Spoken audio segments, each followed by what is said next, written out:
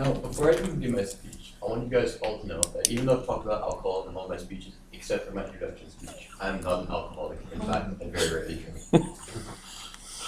Being born and raised in Europe has allowed me to see many different things from many different perspectives. However, one thing I still can't understand is America's 21 plus drinking age.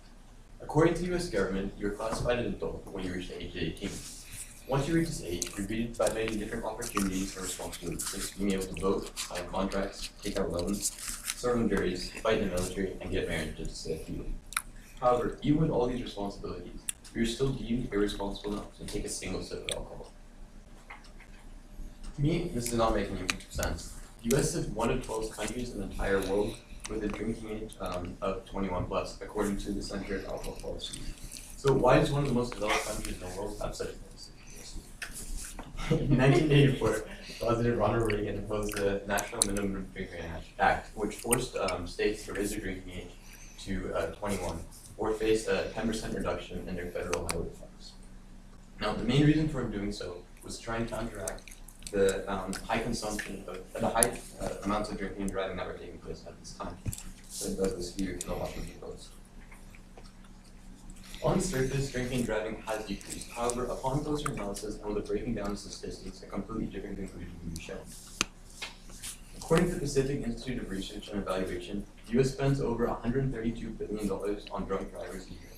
Now, this comes from the taxpayers' money, and the majority is used for the extra law enforcement to prevent drunk driving. But a significant amount of this is also used in the administration process of processing drunk drivers. Now, this $132 billion was substantially higher than the amount that would be spent in 1984.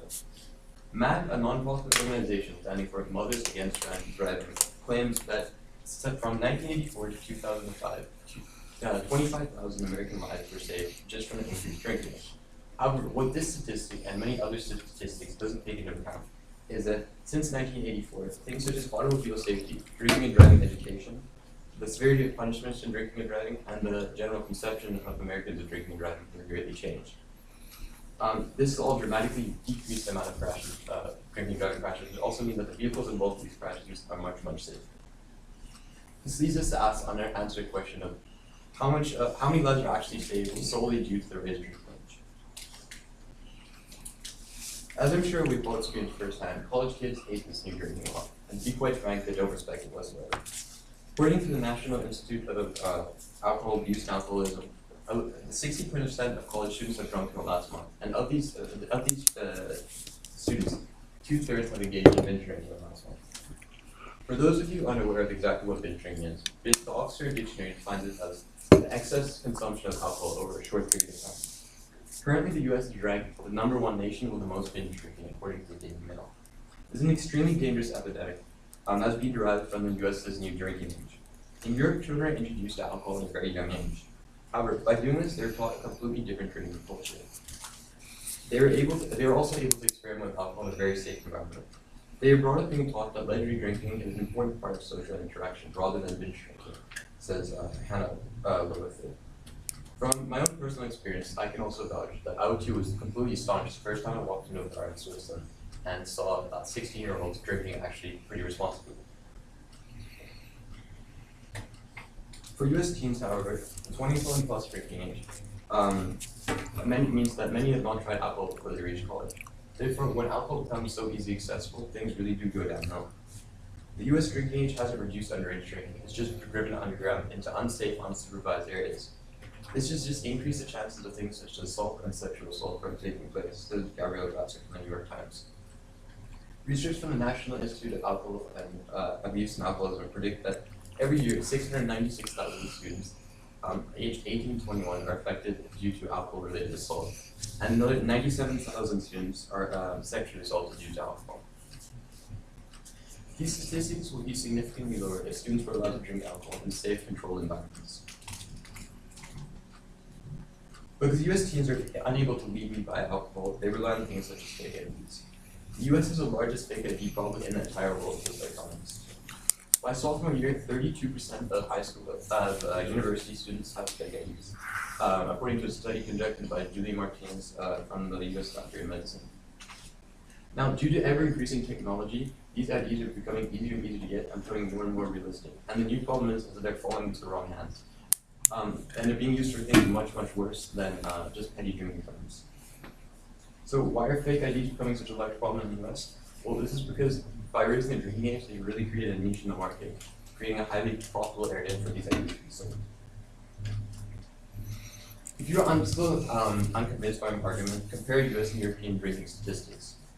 According to Choose Responsibly, a non-profit organization, and the World Health Organization, in many European countries where the drinking age is 18-year-olds or lower, teens drink more times per month than in the US. However, they drink more responsibly. Statistics show that in Europe, only 1 in 10 drinking occasions result in binge drinking under the age of 18. However, in the US, about half of this results in binge. So now, seeing all this, what can we do to change? Currently, there's an organization established called Amicus Initiative. This is made up of universities, presidents, and chancellors around the US who have come together signing a specific statement saying that irresponsible drinking continues regardless of the change in drinking. Now, and also in addition to this, a new dangerous binge drinking culture is forming across US campuses. Currently, there are 136 schools who have signed up for this organization, such as schools such as Duke, Dartmouth, and Ohio State. The eventual aim of this organization is to reopen public debate on underage drinking, but to also educate people as to why that it has not been entirely beneficial with the increased drinking age. Now, US students can also help persuade people in education that the drinking age is not being, or raised drinking age is not being entirely successful. And we can help persuade people such as Clinton and Glendon from Pepperdine to join the Amicus Initiative. However, the initiative, there is good news for California. A ballot initiative has been submitted to the Attorney General with over 365 signatures backing it. Now, if this was accepted, all of California would lose 10% of their highway funds.